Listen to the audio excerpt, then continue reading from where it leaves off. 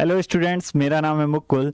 आशा करता हूँ आप सभी लोग ठीक होंगे और स्वागत करता हूँ हमारे इस प्लेटफॉर्म पे एक नई वीडियो के साथ। जैसा कि आप जानते हैं, पिछली क्लास में हमने आरआरबी ग्रुप डी के पीआईक्यू सॉल्व किए थे और टॉपिक था हमारा कोशिका। इसी वीडियो को आज हम आगे बढ़ाएंगे और पिछली क्लास में हमने करीब 30 से 35 पीआईक्यू सॉल्व किए थे। ठीक है, आज भी हम करीब 50 से 60 पीआईक्यू सॉल्व करने वाले हैं और कोशिका चैप्टर का ये हमारा लास्ट सेशन होने वाला है। तो देखिए, बेसिकली आप जब वीडियो को स्टार्ट करते हैं तो अंत तक देखने की कोशिश करिएगा। क्यों? क्योंकि आज जैसे हम 50 क्वेश्चन करने वाले हैं। ठीक है, 50 क्वेश्चन, इसमें एवरेज मैं बता रहा हूं, एक क्वेश्चन में 4 फैक्ट आपके क्लियर होंगे। 4 फैक्ट्स क्लियर होंगे तो 50 क्वेश्चन में कितने फैक्ट्स क्लियर होंगे आपके? 200 फैक्ट्स।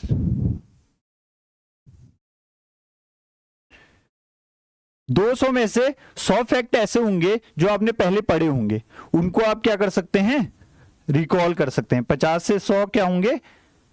उनको आप रिकॉल करेंगे। ठीक है, और 50 से 100 फैक्ट ऐसे होंगे जो आप नए पढ़ेंगे, वो आपकी नॉलेज इनहेंस करेंगे। ठीक है, तो इसीलिए मेरी आपसे रिक्वेस्ट है कि वीडियो को स्टार्टिंग से एंड तक देखने की कोशिश करिएगा। तो हम स्टार्ट करते हैं। आप पहला क्वेश्चन, निम्नलिखित में से कौन सा कोशिकांग कोशिकीय प्रजनन में सहायक है? कोशिकीय प्रजनन अर्थात एक कोशिका से 2 कोशिका बनना, या आप कह सकते हैं सेल डिवीजन, कोशिका विभाजन। तो प्लास्टेट क्या करता है? प्लास्टेट 3 टाइप के होते हैं, हमने पढ़ा है, क्रोमोप्लास्ट, ल्यूकोप्लास्ट और क्या, क्लोरोप्लास्ट। और ये केवल क्या पाए जाते हैं? पादप कोशिका में पाए जाते हैं, पादप कोशिका। तो इसने पादप जंतु तो दिया नहीं है, जनरली पूछ रहा है कि कोशिकीय प्रजनन। तो ऐसा कोई हमें सेल ऑर्गेनेल ढूंढना होगा जो दोनों में मिलता है। लाइसोसोम दोनों में मिलता है, लेकिन क्या करता है? पाचन का काम करता है, पाचन का काम करता है। अब आता है हमारा केंद्रक। नाभिक नहीं, नाभिक केमिस्ट्री में कहते हैं, रसायन विज्ञान में, क्योंकि उसके चारों ओर क्या करते हैं? इलेक्ट्रॉन मूव करते हैं और ये क्या रहता है? स्टैटिक रहता है, तो इसको केंद्रक बोलते हैं हम। तो केंद्रक, इसका आंसर है केंद्रक। अब क्यों है आंसर केंद्रक? जब कोशिकीय विभाजन होता है ना, कोशिकीय प्रजनन, तो सबसे पहला स्टेप जो होता है कोशिकीय प्रजनन का, वो क्या होता है? डीएनए रेप्लिकेशन होता है। डीएनए रेप्लिकेट करता है। ठीक है, हिंदी में शायद इसको बोलते हैं डीएनए प्रतिलिप्तीकरण। ठीक है, तो डीएनए रेप्लिकेशन होता है। सेकंड स्टेप में क्या होता है? सिस्टर क्रोमेटिड बनते हैं, सिस्टर क्रोमेटिड। सिस्टर क्रोमेटिड, 2 जोड़े क्रोमोसोम होते हैं ना, अलग होते हैं, तो उन्हें ही हम क्या बोलते हैं? सिस्टर क्रोमेटिड बोलते हैं। और थर्ड स्टेप क्या होता है? डॉटर क्रोमोसोम बनते हैं, डॉटर क्रोमोसोम। ये इनिशियल प्राइमरी स्टेप हैं किसके? सेल डिवीजन या कोशिकीय प्रजनन के। तो ये सब कहां पे हो रहा है? ये तीनों स्टेप ये कहां पे हो रहे हैं? ये सब हो रहे हैं केंद्रक में। ओके, तो केंद्रक में हो रहे हैं। तो कोशिकीय प्रजनन में सहायक कौन सा अंग है मुख्य? वह है केंद्रक। सबसे पहले केंद्रक ही डिवाइड होगा, फिर साइटोप्लाज्म होगा, फिर सेल डिवीजन होगा। ठीक है, तो हमारा आंसर क्या है? केंद्रक। इंडोप्लाज्मिक रेटिकुलम 2 होते हैं, एक एसईआर सॉफ्ट इंडोप्लाज्मिक रेटिकुलम जिसे हम चिकनी अंतर्द्रव्य जालिका बोलते हैं, एक होता है आरईआर रफ इंडोप्लाज्मिक रेटिकुलम, जिसे जो क्या करता है? प्रोटीन सिंथेसिस करता है, और एसईआर क्या करता है? लिपिड सिंथेसिस करता है। तो क्लियर है ये वाला क्वेश्चन। अगला क्वेश्चन देखते हैं। तंत्रिका ऊतक, न्यूरॉन का कौन सा भाग प्रोटीन संश्लेषण के लिए जिम्मेदार है? Which part in the neuron that is nervous tissue is responsible for protein synthesis? ठीक है, अब पहला ऑप्शन देखते हैं हम, सिनेप्टिक बल्ब। सिनेप्टिक बल्ब क्या होता है? एक्सॉन टर्मिनल होता है पीछे इस टाइप से। ठीक है, तो उसमें एक बल्ब नुमा स्ट्रक्चर होता है, इसे हम क्या बोलते हैं, सिनेप्टिक बल्ब बोलते हैं। ठीक है, निसिल कणिकाएं, निसिल ग्रेन्यूल, ये क्या होता है, सेल बॉडी होती है न्यूरॉन की आगे, जहां डेंड्राइड होते हैं। ठीक है, जहां क्या होते हैं, डेंड्राइड होते हैं,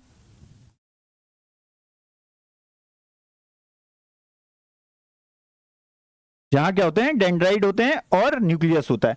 तो यहां पे क्या होते हैं, निसिल ग्रेन्यूल होते हैं। ठीक है, लिख देता हूं, निसिल ग्रेन्यूल। और निसिल ग्रेन्यूल में मुख्य रूप से कौन से कंपोनेंट होते हैं, एक होता है आपका आरईआर और राइबोसोम। ठीक है, तो जहां आरईआर और राइबोसोम होगा वहां क्या होगा, प्रोटीन सिंथेसिस होगा, जहां राइबोसोम होगा वहां प्रोटीन सिंथेसिस होगा। तो इसका राइट आंसर क्या है हमारे पास, निसिल कणिकाएं। ठीक है, प्रोटीन सिंथेसिस की बात कर रहे हैं। अगला एक्सॉन, एक्सॉन क्या करता है, डेंड्राइट रिसीव करता है सिग्नल, एक्सॉन क्या करता है, पहुंचाता है सेल बॉडी में आगे की ओर, फिर दूसरी कोशिका में जाएंगे सिग्नल। ठीक है, डी हमारे पास डेंड्राइट, ये क्या करता है, सिग्नल प्राप्त करता है, रिसीव करता है। ठीक है, सिग्नल क्या करता है, प्राप्त करता है। ये क्वेश्चन क्लियर है। तो अगला क्वेश्चन देखते हैं, निम्नलिखित में से कौन सा कोशिकांग स्टार्च, तेल और प्रोटीन कणिकाओं को संग्रहित करता है। ये सबसे बेहतरीन क्वेश्चन है। देखिए प्लास्टिड मैंने बताया ना 3 प्रकार के होते हैं, लिख लेते हैं हम। प्लास्टिड, प्लास्टिड क्या होते हैं, 3 प्रकार के होते हैं। केवल किस में पाए जाते हैं, पादप कोशिकाओं में पाए जाते हैं, याद रखना इस चीज को। 3 प्रकार के कौन से होते हैं, एक होता है क्लोरोप्लास्ट। ठीक है, हिंदी में लिख रहा हूं,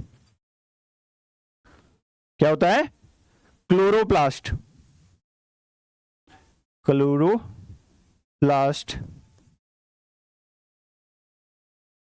और एक होता है क्रोमोप्लास्ट, क्रोमोप्लास्ट। और थर्ड वन इज ल्यूकोप्लास्ट। ठीक है, ल्यूको, क्लियर है। 3 टाइप के प्लास्टिड होते हैं हमारे पास, क्लोरोप्लास्ट, क्रोमोप्लास्ट और ल्यूकोप्लास्ट। अब हमसे पूछ क्या रहा है, कोशिकांग स्टार्च, तेल और प्रोटीन कणिकाओं को संग्रहित करता है। तो क्लोरोप्लास्ट क्या होता है, इसमें हरित लवक होता है, हरित लवक। और क्या काम करता है, फोटोसिंथेसिस का काम करता है, प्रकाश संश्लेषण का काम करता है। और दूसरा है हमारे पास क्रोमोप्लास्ट, ये क्या होता है, रंगीन लवक। ठीक है, रंगीन लवक है।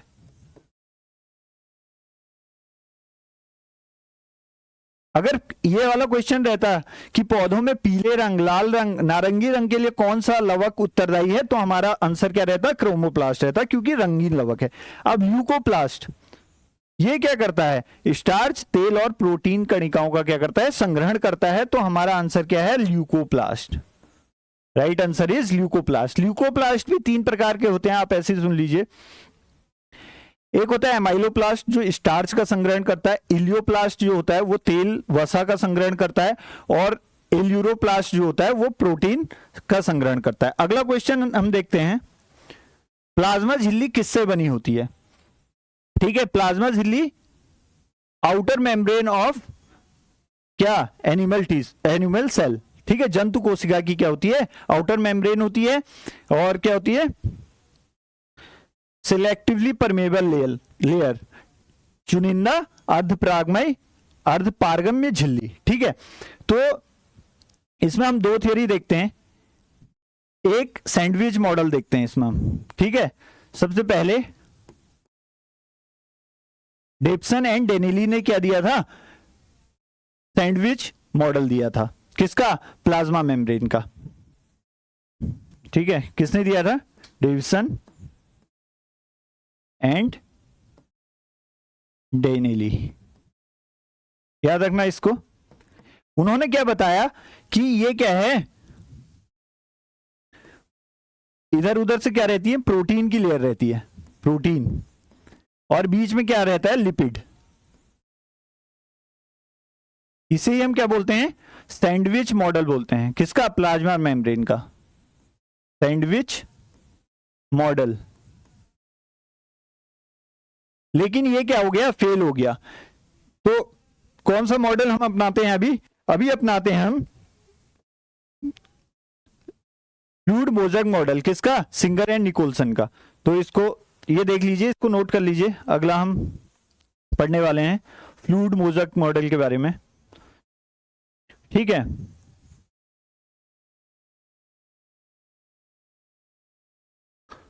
क्या? Fluid mosaic model.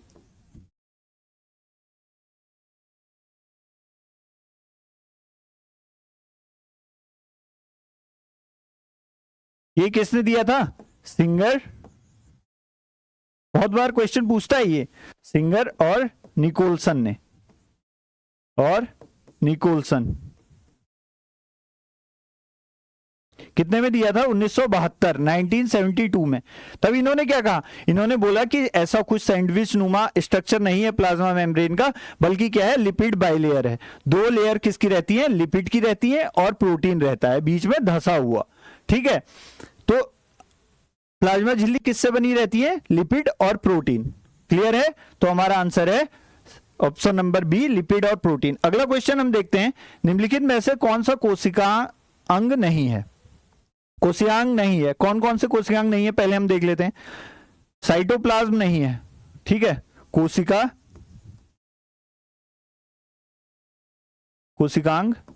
नहीं है,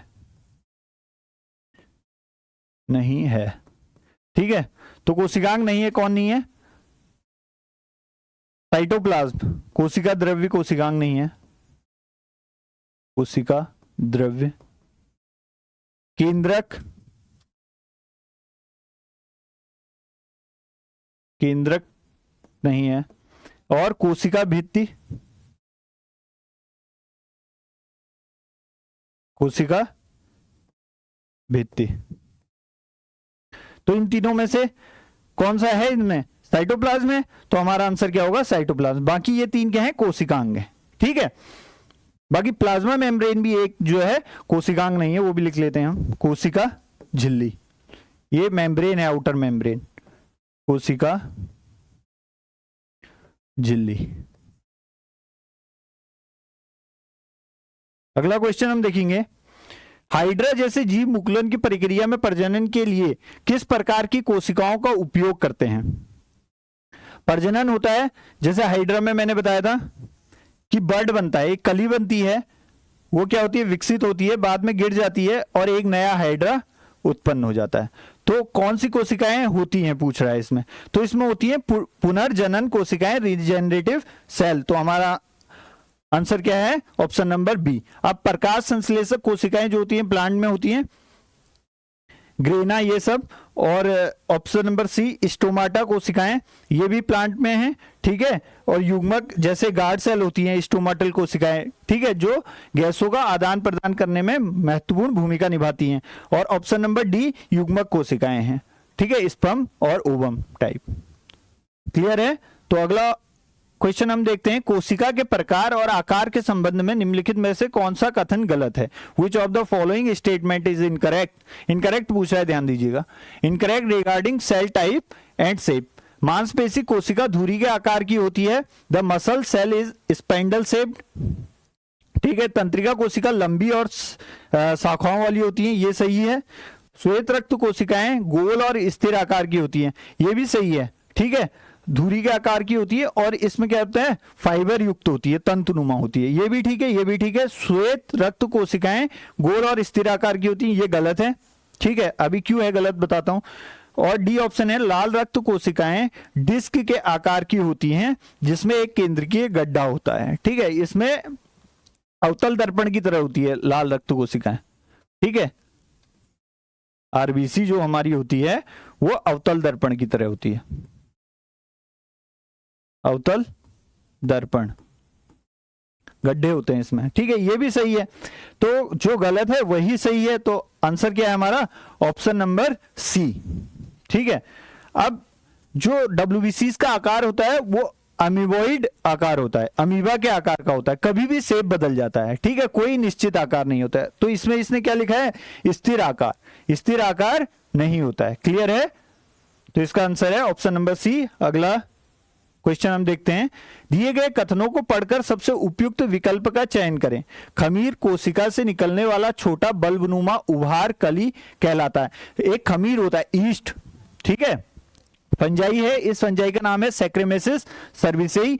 तो ये क्या करता है, खमीर क्या करता है, इस टाइप से खमीर होता है, ये क्या करता है, फर्मेंटेशन करने का काम करता है, और रिप्रोडक्शन किससे करता है, बडिंग से करता है, मुकुलन करता है, ठीक है। जैसे कौन कर रहा था अभी, हाइड्रा, मुकुलन। इसपे से भी क्या निकलता है, बल्बनुमा एक दूसरा बर्ड निकलेगा जो कि क्या करेगा, ईस्ट बनाएगा, ठीक है। इसकी एक सीरीज होती है इस टाइप से। तो ये क्या है हमारा, खमीर है, ईस्ट है। तो बोल रहा है खमीर कोशिका से निकलने वाला एक छोटा, ठीक है। पहला जो हमारा कथन है वो बिल्कुल सही है। दूसरा देखते हैं, खमीर की मुकुलन प्रक्रिया में कली निर्माण की एक श्रृंखला पाई जाती है। अभी बताया था, कली निर्माण की क्या पाई जाती है, एक श्रृंखला, ऐसे एक के ऊपर एक, ठीक है। तो दोनों कथन हमारे सही हैं, कथन ए और कथन बी दोनों सही हैं। तो ऑप्शन नंबर ए हमारा क्या है, करेक्ट आंसर है। अगला क्वेश्चन, यूकैरियोटिक कोशिकाओं के साइटोप्लाज्म में पाई जाने वाली छोटी नलीनुमा संरचनाओं के नेटवर्क को क्या कहते हैं, ठीक है। What is the network of tiny tubular structure found in the cytoplasm of eukaryotic cell called. कोई नलीनुमा, माइटोकॉन्ड्रिया तो होता नहीं है, लाइसोसोम भी नलीनुमा नहीं होता है, ठीक है, गोल्जी अपेटस भी नहीं, ठीक है। तो इंडोप्लाज्मिक रेटिकुलम होता है। टीनी ट्यूबुलर पूछ रहा है, स्ट्रक्चर फाउंड इन साइटोप्लाज्म, और ये क्या किससे जुड़ा रहता है, न्यूक्लियर मेम्ब्रेन से, केंद्रक झिल्ली से जुड़ा रहता है, ठीक है, ये याद रखना, केंद्रक झिल्ली से जुड़ा।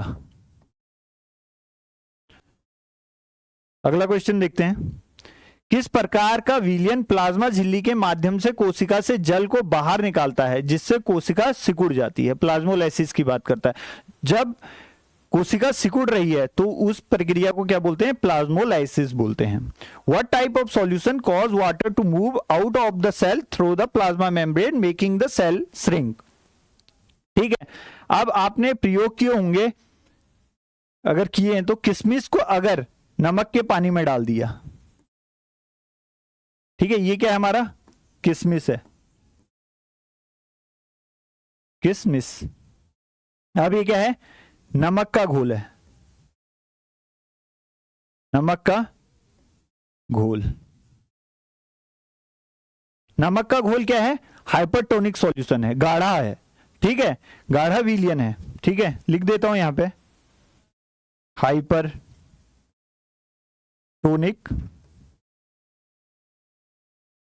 विलियन।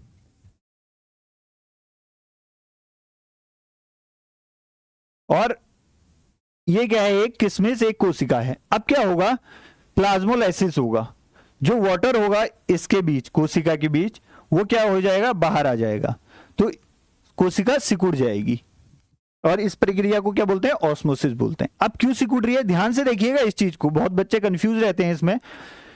जो ऑस्मोसिस होता है ना, परासरण कहते हैं जिसको, ठीक है, परासरण, ऑस्मोसिस,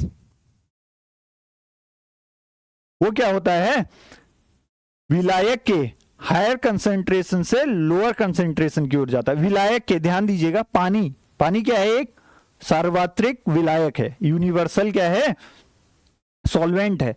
तो क्या करता है, सॉल्वेंट विलायक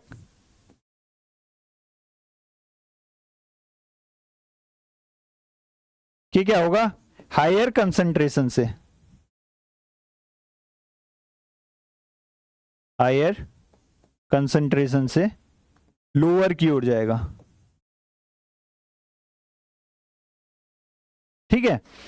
अब यहां क्या है, अंदर कंसंट्रेशन क्या था, लो था, किसका, विलियन का, सॉल्यूशन का, लेकिन विलायक का कंसंट्रेशन हाई था, इसमें पानी ज्यादा था, लेकिन हमने उसको क्या डाला, हाइपरटोनिक सॉल्यूशन में डाला, और यहां क्या था, पानी की मात्रा कम थी, यहां ज्यादा थी। तो अब पानी की मात्रा जहां ज्यादा होगी वहां से मूव करेगी कहां, जहां पानी की मात्रा कम होगी, ठीक है, नमक का घोल था, गाढ़ा घोल था, तो पानी की मात्रा कम थी, तो जहां ज्यादा थी पानी की मात्रा वहां से क्या कर गई, मूव कर गई जहां कम थी, और किसके थ्रू, अर्ध पारगम्य झिल्ली के थ्रू, ठीक है, एक सेमी परमेबल लेयर के थ्रू। तो इसी प्रक्रिया को ऑस्मोसिस कहते हैं। और हमसे यही पूछा कि कोशिका सिकुड़ जाती है, कैसे सिकुड़ जाती है, जब किसी कोशिका को क्या हाइपरटोनिक सॉल्यूशन या हाइपरटोनिक विलियन में रखा जाता है। आइसोटोनिक जो होता है उसका कंसेंट्रेशन अंदर भी बाहर भी समान होता है, तनु विलियन अर्थात डाइल्यूट सॉल्यूशन मतलब में इसका कंसेंट्रेशन लो होता है, और हाइपोटोनिक का भी लो होता है। तो आंसर है हमारा ऑप्शन नंबर बी। समझ में आया ना ये। अगला क्वेश्चन हम देखते हैं, केंद्रक के संबंध में निम्नलिखित में से कौन सा कथन सही नहीं है। Which of the following statement is not, नहीं पूछ रहा है, करेक्ट रिगार्डिंग द न्यूक्लियस। केंद्रक में गुणसूत्र होते हैं, बिल्कुल होते हैं। केंद्रीय झिल्ली दोहरी परत वाली संरचना होती है, बिल्कुल डबल मेम्ब्रेन होता है। और केंद्रीय झिल्ली छिद्रहीन और कठोर संरचना होती है, कठोर नहीं होती है, ठीक है, और छिद्रहीन भी नहीं होती है, पोर उसमें रहते हैं केंद्रक झिल्ली में, ठीक है। तो ये ऑप्शन क्या है हमारा, गलत है, जो गलत है वही सही है, इनकरेक्ट पूछा है। और केंद्रक कोशिकीय प्रजनन में केंद्रकीय भूमिका निभाता है, बिल्कुल निभाता है, वो हमने पहले प्रश्न में पढ़ लिया है। तो हमारा राइट आंसर कौन सा होगा, ऑप्शन नंबर सी। बहुकोशिकीय जीव में प्रत्येक कोशिका जीव के अस्तित्व को कैसे बनाए रखती है। In a multicellular organism how does each cell support the survival of organism. कैसे बनाए रखती है, स्वयं को पूर्ण अंग में परिवर्तित करके, स्वयं सभी जीवों को जीवन कार्यों को पूरा करने का प्रयास करके। नहीं, एक ही कोशिका सभी सभी कार्य थोड़ा ना करेगी, ठीक है। स्वयं को पूर्ण अंग में परिवर्तित करके नहीं, विभिन्न कोशिकाएं होती है, मल्टी सेल्यूलर पूछ रहा है, बहुकोशिकी, तो एक कोशिका तो पूरे उसमें परिवर्तित हो ही नहीं सकती पूरे अंग में। कोशिकाएं मिलकर क्या बनाती हैं, एक प्रकार की कोशिकाएं मिलकर टिश्यू बनाती हैं, ऊतक बनाती हैं, फिर वो ऊतक क्या बनाते हैं, अंग बनाते हैं, ठीक है, ऐसे बनता है। एक कोशिका कुछ नहीं बनाती, बहु कोशिकीय जीवों में खासकर, ठीक है। अन्य कोशिकाओं के साथ अंतःक्रिया किए बिना स्वतंत्र रूप से कार्य करके नहीं, श्रम विभाजन का पालन करके, ये राइट आंसर है, ठीक है। कोशिकाएं एक दूसरे के साथ क्या करती हैं, अंतःक्रिया करती हैं। जैसे नर्वस टिश्यू, एक ना नर्वस सेल न्यूरॉन जो है वो एक कोशिका थोड़ी ना है, कितनी कोशिकाएं हैं, बहुत सारी कोशिकाएं हैं, वो क्या कर रही हैं, एक नर्वस सिस्टम तैयार कर रही हैं। तो अंतःक्रिया तो हो रही है। तो option number A, option number B, option number C क्या है, ये सब क्या है, कोशिका के कार्य नहीं है। और कोशिका जो अपना अस्तित्व बचा रही है, किसके कारण बचा रही है, श्रम विभाजन का पालन करके। अलग अलग कोशिकाएं अलग अलग कार्य कर रही हैं, ठीक है। आरबीसी क्या कर रही है, जैसे लाल रक्त कणिका क्या कर रही है, हीमोग्लोबिन ऑक्सीजन पहुंचाने का काम कर रही है। डब्ल्यूबीसी क्या कर रही है, ठीक है, व्हाइट ब्लड सेल क्या कर रही है, बीमारियों से लड़ रही है, विकारों से लड़ रही है। और इसी प्रकार न्यूरॉन तंत्रिका कोशिका क्या कर रही है, एक संकेतों का आदान प्रदान कर रही है शरीर में। अगला प्रश्न हम देखते हैं, चयनात्मक पारगम्य झिल्ली के माध्यम से जल के विसरण को क्या कहते हैं। जल का विसरण हो रहा है और झिल्ली द्वारा हो रहा है, तो झिल्ली द्वारा, अगर झिल्ली है ना बीच में, तो क्या होगा, परासरण होगा, ये मैं बता चुका हूं पहले ही। विसरण में क्या होता है, गैसों का आदान प्रदान होता है, और उसमें कोई भी अर्ध पारगम्य झिल्ली कार्य नहीं करती है, हायर टू लोअर कंसेंट्रेशन होता है वो भी। और ऑस्मोसिस में आपको समझा चुका हूं पहले। कौन सी प्राथमिक विशेषता के कारण माइटोकॉन्ड्रिया को कोशिका का ऊर्जा भंडार कहा जाता है। अब ऊर्जा भंडार माइटोकॉन्ड्रिया को कहा जाता है, ये तो हम प्रश्न पहले पढ़ चुके हैं। अब विशेषता क्या है, इनमें पाचक एंजाइम होते हैं, नहीं, लाइसोसोम में होते हैं। किस में होते हैं, लाइसोसोम में।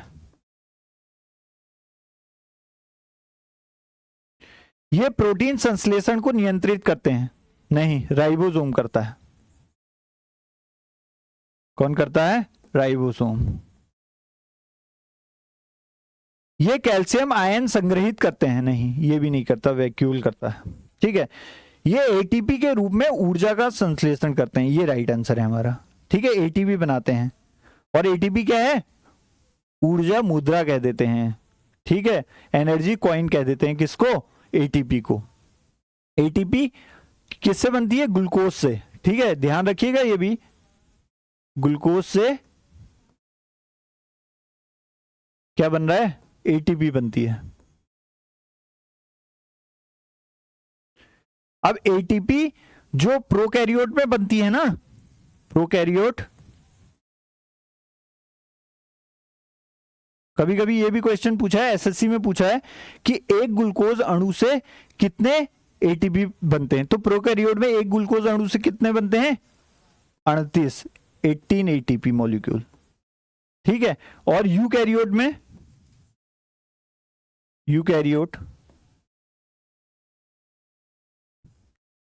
36 एटीपी मॉलिक्यूल। ध्यान रखिएगा इस चीज को। अगला क्वेश्चन हम देखते हैं, निम्नलिखित में से कौन सा कथन रिक्तिकाओं के बारे में गलत है। Which of the following statement about vacuole is incorrect. Incorrect पूछ रहा है। पौधों की कोशिकाओं में रिक्तिकाएं कोशिका रस से भरी होती हैं, बिल्कुल होती हैं, जो उन्हें स्फीति और कठोरता प्रदान करने में सहायक होता है। ये तो ऑप्शन सही है। रिक्तिका अमीनो अम्ल, शर्करा, कार्बनिक अम्ल और प्रोटीन जैसे महत्वपूर्ण पदार्थों का भंडारण करती है, बिल्कुल, भंडारण का तो कार्य ही रिक्तिका का। पौधों की कोशिका में आमतौर पर एक बड़ी केंद्र की रिक्तिका होती है, बिल्कुल होती है। कोशिका में प्रोटीन संश्लेषण, अब यहां पे आ गया प्रोटीन संश्लेषण, भंडारण होता तो ये सही रहता, लेकिन प्रोटीन संश्लेषण कौन करता है, राइबोसोम करता है। तो ये ऑप्शन क्या है, गलत है, और जो गलत है वही क्या है, सही है। इनकरेक्ट पूछा है, तो ऑप्शन नंबर डी हमारा सही है। अगला क्वेश्चन है हमारे पास, पादप कोशिका में माइटोकॉन्ड्रिया के संबंध में निम्नलिखित में से कौन सा कथन सही है। माइटोकॉन्ड्रिया के संबंध में पूछ रहा है। माइटोकॉन्ड्रिया में अपना डीएनए नहीं होता है, ठीक है। ये ऑप्शन गलत है। माइटोकॉन्ड्रिया 3 ऐसे सेल ऑर्गेनेल है जिसमें अपना डीएनए होता है। आप याद रखिए, डीएनए होता है, लिख दे रहा हूं मैं, डीएनए होता है किसमें, इसको शॉर्ट फॉर्म में याद कर दीजिए, MNC, ठीक है। एम से माइटोकॉन्ड्रिया,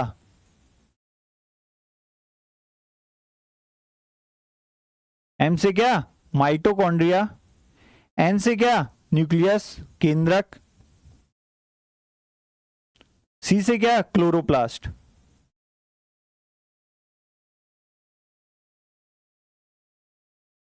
ठीक है, तो MNC करके आप याद कर सकते हैं, जिसमें क्या होता है, अपना डीएनए होता है। तो यही बोल रहा है, माइटोकॉन्ड्रिया प्रकाश संश्लेषण करता है, नहीं करता है, अपना डीएनए नहीं होता है डीएनए। माइटोकॉन्ड्रिया में एक झिल्लीदार आवरण होता है। माइटोकॉन्ड्रिया की आंतरिक झिल्ली गहराई में मुड़ी होती है, ठीक है, एक झिल्लीदार नहीं, डबल मेम्ब्रेन होती है माइटोकॉन्ड्रिया में, द्विझिल्लीबद्ध होता है, ठीक है। माइटोकॉन्ड्रिया की आंतरिक झिल्ली गहराई से मुड़ी होती है, तो गहराई से मुड़ी होती है, ठीक है, इसकी, जिसको हम क्या बोल देते हैं, क्रिस्टी बोल देते हैं, क्रिस्टी बोल देते हैं। तो ऑप्शन नंबर डी हमारा राइट है। इसकी आंतरिक झिल्ली जो मुड़ी रहती है उसको क्या बोलते हैं हम, क्रिस्टी बोल देते हैं, जो कि क्या बढ़ाती है, सरफेस एरिया को बढ़ा देती है ताकि एटीपी बन सके आसानी से, ठीक है। अगला क्वेश्चन हम देखते हैं, निम्न विभिन्न प्रकार की कोशिकाओं के आकार और कार्य के संबंध में निम्नलिखित में से कौन सा कथन गलत है। Which of the following statement is incorrect regarding the shape and the function of different cell type. श्वेत रक्त कोशिकाएं ऊतकों में गति करने के लिए अपना आकार बदल सकती हैं, ठीक है, बदल सकती हैं। तंत्रिका कोशिकाएं शरीर में संदेश पहुंचाने के लिए लंबी और शाखा वाली होती हैं, बिल्कुल होती हैं। इनकरेक्ट पूछा है ना। ऑक्सीजन ले जाने की क्षमता बढ़ाने के लिए लाल रक्त कोशिकाएं द्विअवतल होती हैं, अभी पढ़ा था द्विअवतल होती हैं, ठीक है, दोनों तरफ से क्या रहती हैं, अंदर की ओर पिचकी रहती है, कह सकते हैं आप, ठीक है, उनका जो तल रहता है अंदर की ओर रहता है। और रक्त में प्रवाह कराने में सहायता के लिए मांसपेशी कोशिकाएं चपटी और वृत्ताकार होती है, नहीं, मांसपेशी कोशिकाएं चपटी और वृत्ताकार नहीं होती हैं, ठीक है, ये क्या होती हैं, तंतुनुमा लंबी होती है, तंतुनुमा फाइबर, ठीक है, तंतुनुमा फाइबर रहता है किसमें, मांसपेशी कोशिकाओं में। तो जो गलत है वही सही है, ऑप्शन नंबर डी हमारा सही है। और जो चपटी और वृत्ताकार कोशिका रहती है वो किसी वेसल की, नली की आंतरिक परत की कोशिका रहती है, ताकि क्या हो सके, ब्लड फ्लो अच्छे से हो सके। तो अगला क्वेश्चन हम देखते हैं, निम्नलिखित में से कौन सा कोशिका अंग पाचक एंजाइमों से भरा रहता है? पाचक एंजाइम मींस कि आपको सबसे पहले आपके दिमाग में आना चाहिए लाइसोसोम, कोशिका की अगर बात हो रही है तो भरा होता है, और किसी भी बाहरी पदार्थ के साथ साथ खराब हो चुके कोशिका अंगों को पचाकर कोशिका को साफ रखने में मदद करता है। तो इसका आंसर क्या होगा? लाइसोसोम होगा। इजी क्वेश्चन है, बहुत बार करा चुका हूं। ठीक है, अगला क्वेश्चन हम देखते हैं। निम्नलिखित में से कौन सा विकल्प पादप और जंतु कोशिकाओं में कोशिका भित्ति और कोशिका झिल्ली की सही तुलना करता है? पादप और जंतु क्या बोल रहा है? सही तुलना करता है किसकी? जंतु कोशिकाओं में कोशिका भित्ति और कोशिका झिल्ली की। अब कोशिका भित्ति केवल पादप कोशिका में होती है। कोशिका भित्ति क्या होती है? केवल किस में पाई जाती है? पादप कोशिका में।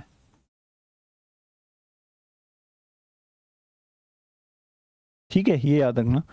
ऑप्शन नंबर ए देखते हैं। पादप और जंतु दोनों कोशिकाओं में कोशिका भित्ति होती है? नहीं होती है, गलत है।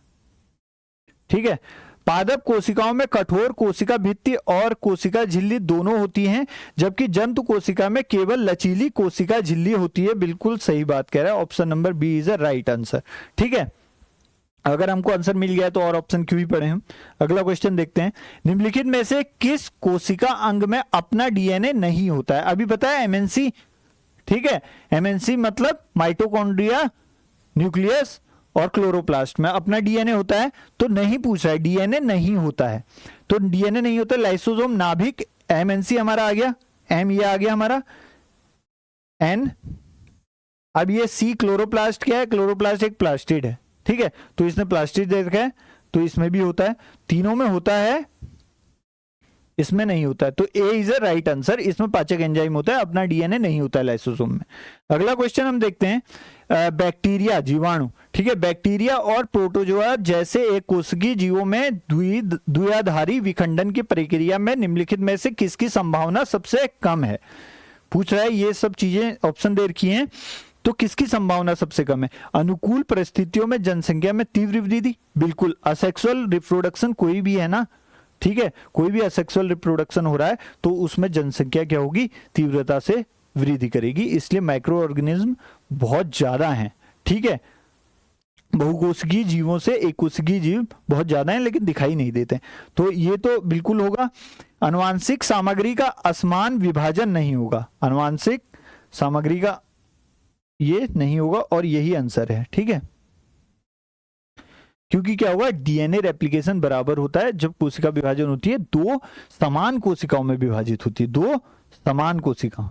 ठीक है, इसलिए क्या होगा? आनुवांशिक सामग्री का असमान विभाजन नहीं होगा, समान विभाजन होगा। दूसरे जनक की आवश्यकता नहीं होती है। असेक्सुअल रिप्रोडक्शन में केवल एक जनक होता है। ठीक है, समान पुत्री कोशिकाओं का निर्माण बिल्कुल होता है, समान पुत्री, वही मैं अभी बता रहा था। ठीक है, इसीलिए क्या होगा?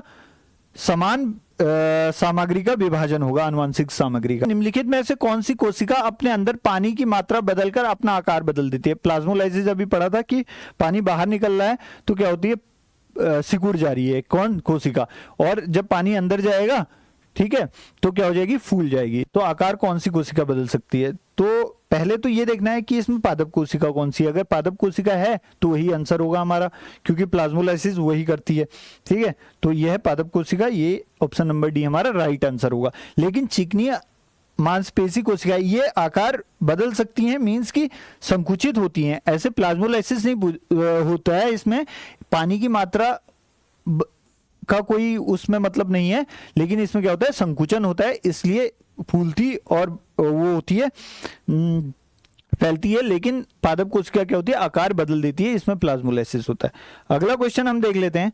निम्नलिखित में से कौन सा कथन कोशिकाओं के संबंध में असत्य है? Which of the following statement is false regarding cell? कोशिका का आकार अक्सर उसके कार्य से संबंधित होता है, बिल्कुल होता है।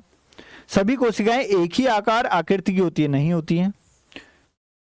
कोशिकाएं वृत्ताकार, अंडाकार, धुरी के आकार की या शाखाओं वाली हो सकती हैं, बिल्कुल हो सकती हैं।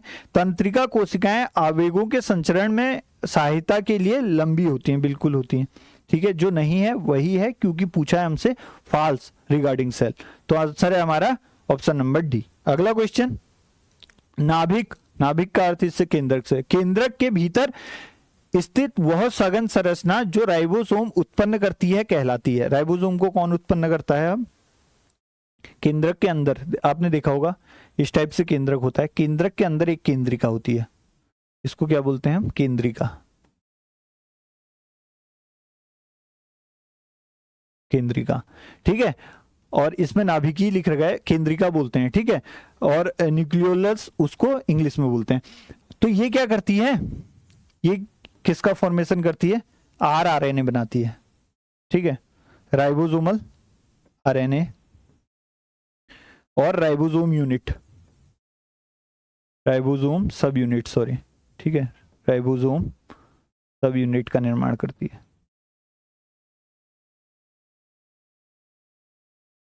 और इसी से क्या बनता है? राइबोसोम बनता है। और फिर क्या कर देती है? केंद्रक से बाहर भेज देती है राइबोसोम को। तो आपने याद रखना है, केंद्रिका इसका राइट आंसर है। केंद्रिका क्या करती है? आरएनए और राइबोसोम सब यूनिट का निर्माण करती है, जो मिलकर राइबोसोम बनाते हैं। और फिर क्या करती है? केंद्रक से बाहर भेज देती है और केंद्रिका केंद्रक में उपस्थित रहती है, ठीक है। अगला क्वेश्चन हम देखते हैं, न्यूरॉन के उस लंबे रेशे जैसे भाग का क्या नाम है जो कोशिका शरीर से संकेतों को दूर ले जाता है? What is the name of the long fibre like part of a neuron that carries signal away from the cell body? Dendrite क्या करता है? रिसीव करता है, क्या सिग्नल रिसीव करता है? पार्ट ये मैं बहुत बार बता चुका हूं इसी वीडियो में। डेंड्राइट क्या करता है? सिग्नल प्राप्त करता है। सिग्नल क्या करता है? प्राप्त करता है। और एक्सॉन क्या करता है? फिर सिग्नल को दूर ले जाता है डेंड्राइट से एक्सॉन टर्मिनल की ओर, पीछे की ओर। फिर एक्सॉन टर्मिनल से क्या होगा? दूसरी कोशिका में पहुंच जाएंगे सिग्नल, ठीक है। सिग्नल को क्या करता है? दूर ले जाता है।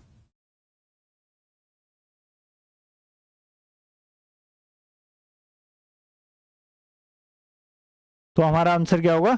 एक्सॉन। अब सिनेप्स क्या होता है? जहां पे दो कोशिकाएं मिलती हैं ना, एक न्यूरॉन ये है और एक न्यूरॉन ये है, इसका डेंड्राइट मिलेगा, इसका एक्सॉन टर्मिनल मिलेगा। तो इस स्थान को क्या बोल देते हैं हम? सिनेप्स बोल देते हैं। बहुत बार पूछता है इसको भी, सिनेप्स।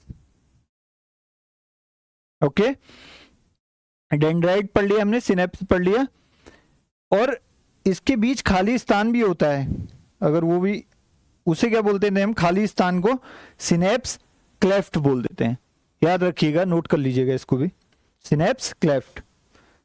अगला क्वेश्चन है हमारे पास, पादप कोशिका में गोल्जी पिंड का सही कार्य निम्नलिखित में से कौन सा है? गोल्जी पिंड का कार्य पूछा है। कोशिका को सुरक्षा प्रदान करना, कोशिका भित्ति का काम है ये, कोशिका भित्ति। लाइसोसोम के निर्माण में सहायता करना, बिल्कुल। जब अंतःक्रिया करते हैं कौन? गोल्जी काय और इंडोप्लाज्मिक रेटिकुलम। तो गोल्जी काय से एक पिंड टूटता है, एक पार्ट टूटता है, जिसको हम क्या बोलते हैं? लाइसोसोम बोल देते हैं। तो राइट आंसर हमारा ऑप्शन नंबर बी। कोशिका के आकार को बनाए रखता है, ये रिक्तिका करती है, ठीक है, वैक्यूल।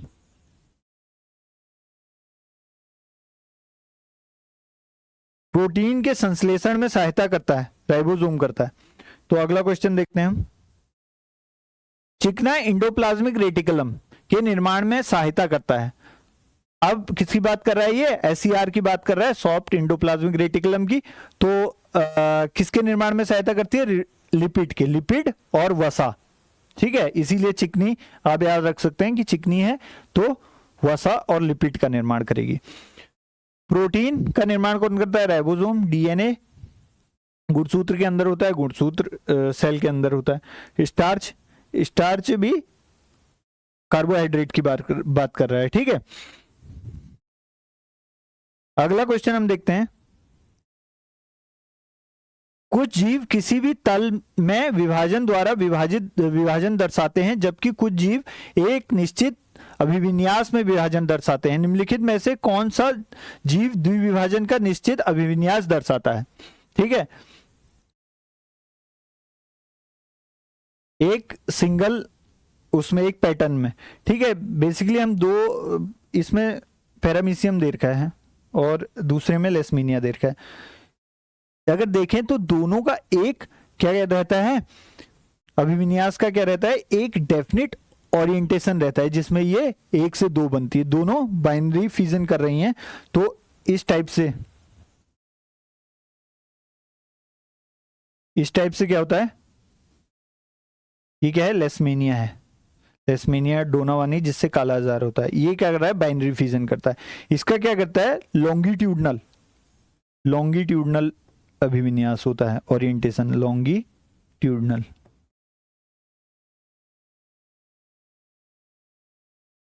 ठीक है, अनुदैर्ध्य बोलते हैं जिसको, हिंदी में लिख देता हूं, अनुदैर्ध्य।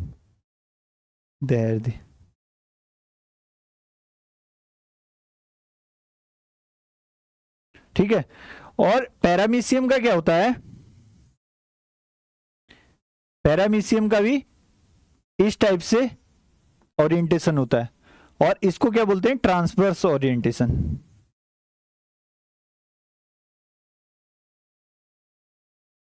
अनुप्रस्थ, दोनों का निश्चित होता है। लेकिन ये पूछ रहा है ना कि जबकि कुछ जीव एक निश्चित अभिविन्यास विभाजन दर्शाते हैं, निम्नलिखित में कौन सा जीव द्विविभाजन का निश्चित अभिविन्यास दर्शाता है, अभिविन्यास निश्चित। अब दोनों में निश्चित है, ठीक है, इसमें ट्रांसवर्स है, अनुप्रस्थ है, और इसमें अनुदैर्ध्य लॉन्गिट्यूडनल है। लेकिन अकॉर्डिंग टू एनसीईआरटी अगर हम चलें तो आरआरबी ग्रुप डी में आंसर दे रखा है लेसमीनिया, क्योंकि उसमें केवल लेसमीनिया की बात हो रही है, पैरामीशियम की नहीं हो रही है। प्लाज्मोडियम क्या करता है, मल्टीपल फ्यूजन दर्शाता है, ये तो आंसर नहीं होगा, ये भी नहीं होगा। प्लाज्मोडियम क्या करता है, बहुविखंडन दर्शाता है, बहुविखंडन। अमीबा का कोई एक निश्चित प्लेन नहीं होता, निश्चित ओरिएंटेशन नहीं होता, अनिश्चित प्लेन में क्या करती है, कोशिका विभाजन करती है। कौन, अमीबा। अगला, 1831 में सबसे पहले केंद्रक को कोशिका अंग के रूप में किसने वर्णित किया था, केंद्रक को कोशिका अंग, पेज के कोशिका का भाग पूछ रहा है, कोशिका के भाग में किसने वर्णित किया था, तो किसने किया था, रॉबर्ट ब्राउन ने किया था। अब रुडोल्फ विर्चो ने क्या किया था फिर 1955 में, इसने एक थ्योरी दी थी जिसने बताया था हमें कोशिका से ही दूसरी कोशिका का निर्माण होता है, जिसको हम इंग्लिश में बोलते हैं सेल्यूला ई सेल्यूला। ठीक है, एक कोशिका का निर्माण दूसरी कोशिका से ही हो रहा है, किसने बताया था, रुडोल्फ विर्चो ने। रॉबर्ट हुक ने क्या किया था, सभी जानते हैं, कोशिका की खोज की थी 1665 में, और एंटोन वान लुइनहॉक ने एक जीवित कोशिका की खोज की थी, याद रखना, जीवित कोशिका। इसने कोशिका खोजी थी केवल, रॉबर्ट हुक ने, जीवित कोशिका। कितने में, आई थिंक 1674 में। ठीक है, एक पॉन्ड में इसने बैक्टीरिया देखा था। क्लियर है। अगला क्वेश्चन, निम्नलिखित में से कौन सा कथन कोशिका के आकार और उसके कार्य के बीच संबंध को सबसे सटीक रूप से दर्शाता है। सभी कोशिकाएं उनके कार्य चाहे जो भी हो गोलाकार होती है, नहीं, ऐसा नहीं होता है, न्यूरॉन लंबा होता है। कोशिका का आकार उसके विशिष्ट कार्य का समर्थन करता है। हाँ बिल्कुल, कोशिका का आकार यादृच्छिक होता है, नहीं, रैंडम नहीं होता है। सभी कोशिकाओं का कार्य समान होता है, नहीं। तो ऑप्शन नंबर बी हमारा राइट आंसर होगा। कोशिका का आकार उसके विशिष्ट कार्य का समर्थन करता है। ठीक है, जैसे कि हम देख लेते हैं, न्यूरॉन क्या है, लंबा है, उसको सिग्नल ट्रांसमिट करने हैं। ओवम क्या है, गोल है, बड़ा है, सबसे बड़ी कोशिका है एरिया के हिसाब से, जंतु कोशिका। ठीक है, क्योंकि उसको क्या करना है, फर्टिलाइज करेगा स्पर्म, तो उसको जाइगोट का निर्माण करना है, तो इसीलिए उसका साइज क्या है, बड़ा है। ठीक है, अगला क्वेश्चन हम देखते हैं, निम्नलिखित में से कौन सी विशेषता सूक्ष्मदर्शी से देखने पर सभी कोशिकाओं में दिखाई देती है। Which of the following feature are displayed by all cell under a microscope. सभी कोशिकाओं की बात कर रहा है, कंफ्यूज मत होना, सभी कोशिकाओं की बात कर रहा है। ठीक है, चाहे वो प्लांट सेल है, चाहे वो एनिमल सेल है। केवल केंद्रक और कोशिका द्रव्य।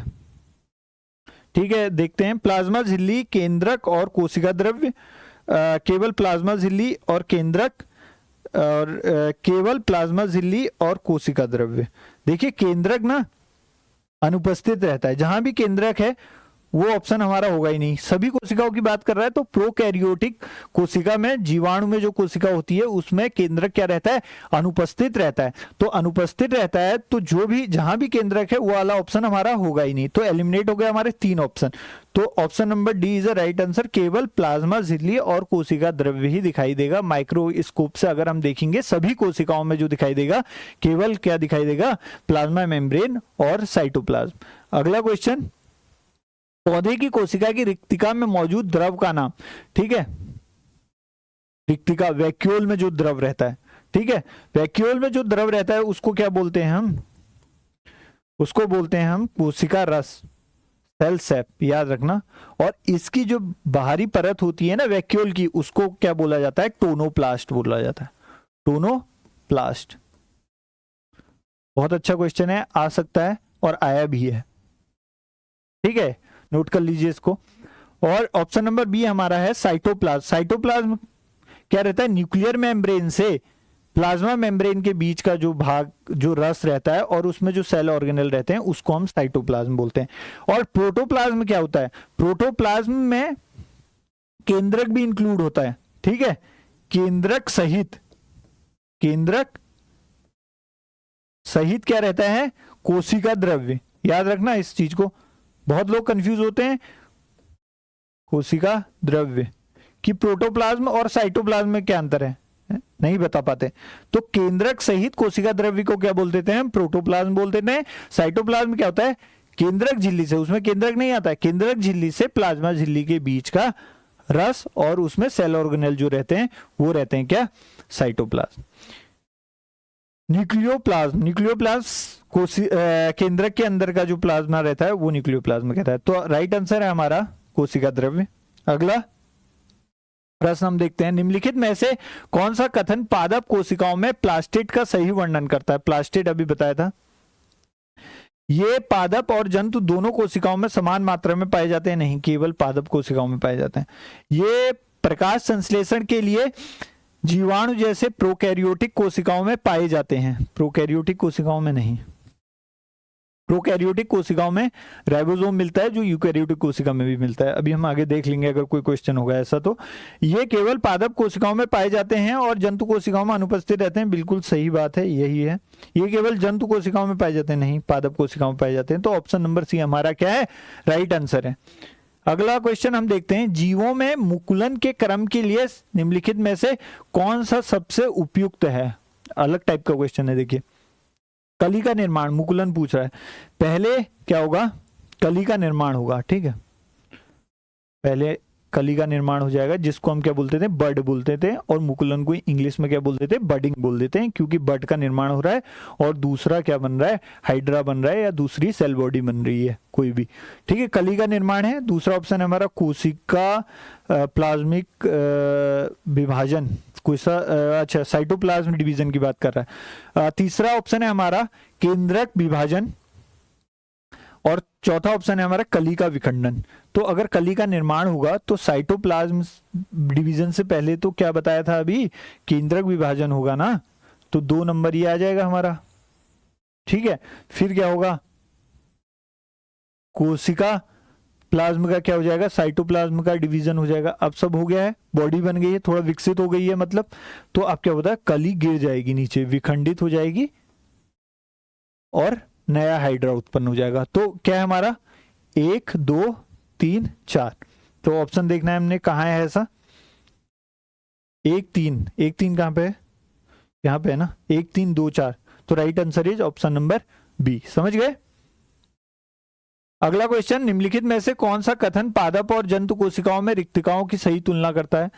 अभी तो पढ़ा था ये, पादप और जंतु दोनों कोशिकाओं में रिक्त नहीं, जंतु कोशिकाओं में पादप कोशिकाओं की तुलना में बड़ी रिक्तिका होती है, जंतु कोशिकाओं में नहीं, पादप कोशिका में बड़ी होती है। तो ऑप्शन नंबर ए गलत, ऑप्शन नंबर बी गलत।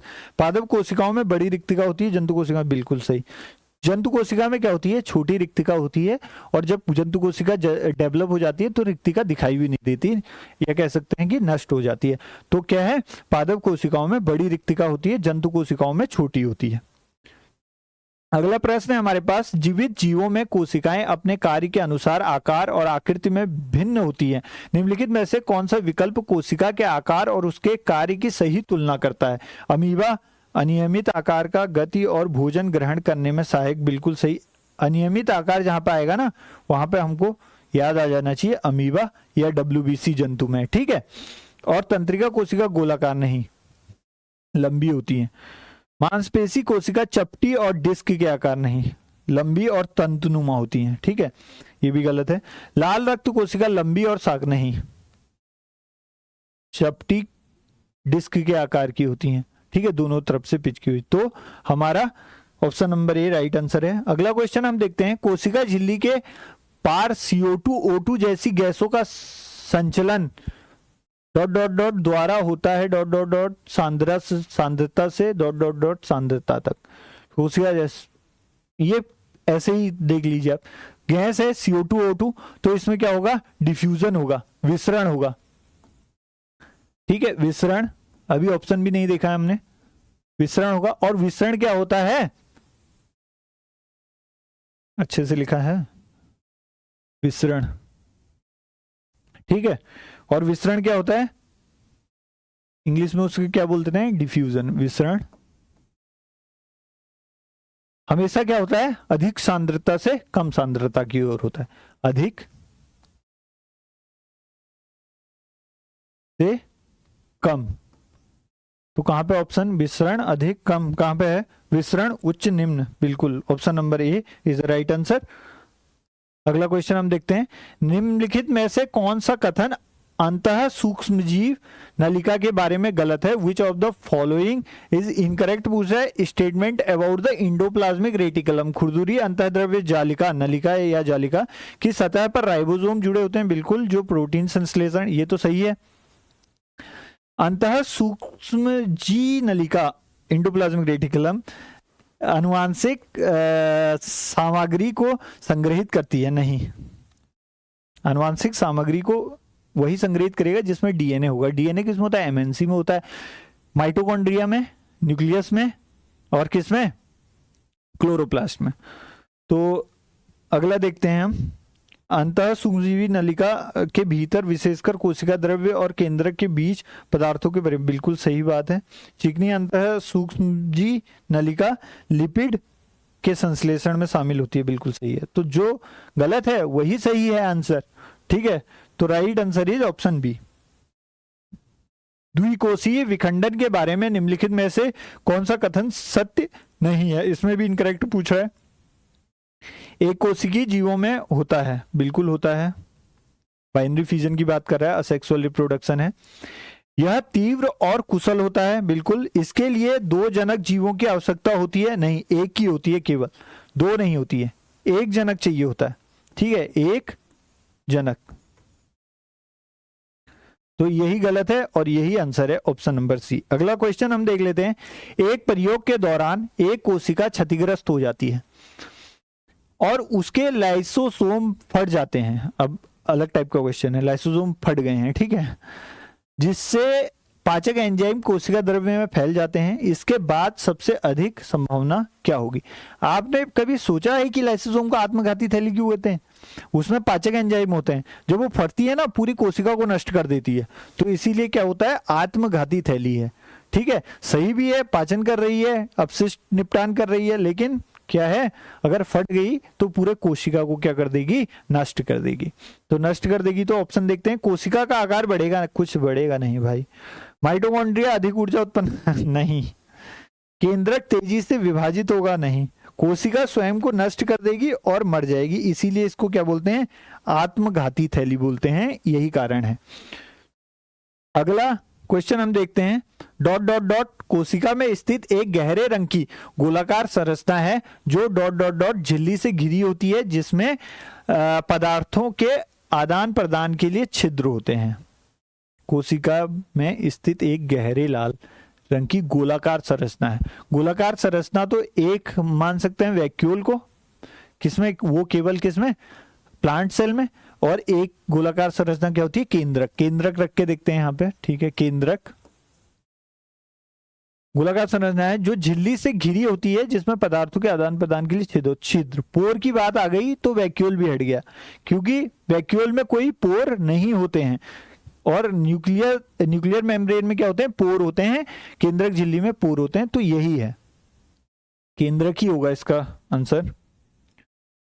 और केंद्रक क्या होता है, दोहरी झिल्ली होती है, द्विझिल्लीबद्ध अंग है दोहरी।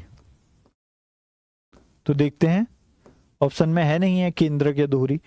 न्यूक्लियोइड दोहरा नहीं, ये गलत है।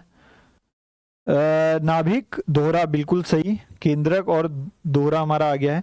रिक्तिका नहीं, रिक्तिका में एकल होता है लेकिन पोर नहीं होते, छिद्र की बात कर रहा है तो ये भी गलत है। और नाभिकोइड किस न्यूक्लियोइड की बात कर रहा है, सिंगल नहीं, ये भी गलत है। तो क्या है इसका आंसर, ऑप्शन नंबर बी। अगला, कोशिका अंगकों के संबंध में गलत कथन का चयन, गलत देखना है, इनकरेक्ट। प्रत्येक कोशिका अंगक एक विशेष कार्य करता है, ठीक है, बिल्कुल। ये प्रोकैरियोटिक कोशिकाओं में पाए जाते हैं, ठीक है। ये यूकैरियोटिक कोशिकाओं में पाए जाते हैं। प्रोकैरियोटिक कोशिकाओं में सेल ऑर्गेनेल का क्या रहता है, अभाव रहता है, ये गलत है। जो गलत है वही सही है। अब ऐसे कौन से कंपोनेंट हैं, ऐसे कौन से भाग हैं कोशिका के जो दोनों में पाए जाते हैं, ठीक है, जो दोनों में पाए जाते हैं, किसमें, कौन कौन से हैं। एक मुख्य है राइबोसोम, राइबोसोम ये प्रोकैरियोट और यूकैरियोट दोनों में मिलता है। तीसरा है प्लाज्मा झिल्ली, प्लाज्मा झिल्ली। और अगला है हमारा साइटोप्लाज्म, कोशिका द्रव्य, ठीक है, कोशिका द्रव्य। ये तीन मुख्य कंपोनेंट हैं जो प्रोकैरियोटिक और यूकैरियोटिक दोनों में पाए जाते हैं। अगला क्वेश्चन हम देखते हैं, केंद्रक के पास घनी रंगीन जालीदार संरचनाओं, जिन्हें अब गोल्जी पिंड के नाम से जाना जाता है, का सबसे पहले अवलोकन किसने किया था। ये कैमिलो गोल्जी ने किया था, और कैमिलो गोल्जी के नाम पे ही इसका नाम गोल्जी काय रखा गया है, ठीक है। तो ऑप्शन नंबर बी सही आंसर है। अगर डेट भी, ईयर भी पूछता है तो आई थिंक कि इसका है 1898, हाँ 1898, 1898 कंफर्म है। रॉबर्ट हुक ने क्या किया था कोशिका का 1665 में, और मैथियास स्लाइडेन का आप ध्यान रखिएगा, स्लाइडेन एंड स्वान कोशिका थ्योरी, कोशिका सिद्धांत दिया था इन्होंने, कोशिका सिद्धांत। अब क्वेश्चन ये नहीं पूछता है कि क्या कहते हैं इन्होंने क्या दिया था, ठीक है, क्वेश्चन इस हिसाब से पूछेगा कि स्लाइडेन ने क्या किया था और स्वान ने क्या किया था। तो स्लाइडेन ने डिस्कवरी की थी किसमें, प्लांट सेल में, पादप कोशिका में, ठीक है, और स्वान ने किसमें की थी, जंतु कोशिका में। ये याद रखना, ये बहुत पूछे जाने वाला प्रश्न है आजकल के एग्जामों में, ठीक है। पादप कोशिका किससे संबंधित है, स्लाइडेन से, और स्वान से कौन सी कोशिका, जंतु कोशिका। दोनों ने ही बताया था कि दोनों के शरीर किससे हैं, कोशिका से निर्मित है, ठीक है। और एंटोनियो एन लुइनहॉक ने क्या किया था, जीवित कोशिका खोजी थी 1674 में, ये बता चुका हूं मैं आपको पहले ही। साइटोप्लाज्म किस जलीय आधार पदार्थ से बना होता है, क्रोमोप्लाज्म, न्यूक्लियोप्लाज्म, साइटोसोल और लाइसोसोमल द्रव। जो साइटोप्लाज्म रहता है ना, वो क्या रहता है, साइटोसोल, साइटोसोल प्लस क्या रहता है उसमें, कोशिकांग, कोशिकांग, ठीक है, तब एक साइटोप्लाज्म बनता है। जो द्रव क्या रहता है, जो द्रव रहता है वो क्या रहता है, साइटोसोल रहता है, और कोशिकांग उसमें रहते हैं, तो वो क्या बन जाता है, साइटोप्लाज्म बन जाता है। तो राइट आंसर है हमारा साइटोसोल, ठीक है। कभी पूछ देता है साइटोप्लाज्म में जो द्रव रहता है, जो लिक्विड पदार्थ रहता है, उसको क्या बोलते हैं, तो उसको क्या बोलते हैं हम, साइटोसोल बोलते हैं, ठीक है। अगला क्वेश्चन हम देखते हैं, दो न्यूरॉन के बीच के अंतराल को क्या कहते हैं, सिनेप्स कहते हैं, अभी बताया था। दो न्यूरॉन के बीच के अंतराल को, ठीक है, इसको क्या बोलते हैं, दो न्यूरॉन है, ये एक न्यूरॉन है और एक न्यूरॉन है, तो इसको क्या बोलते हैं, सिनेप्स बोलते हैं।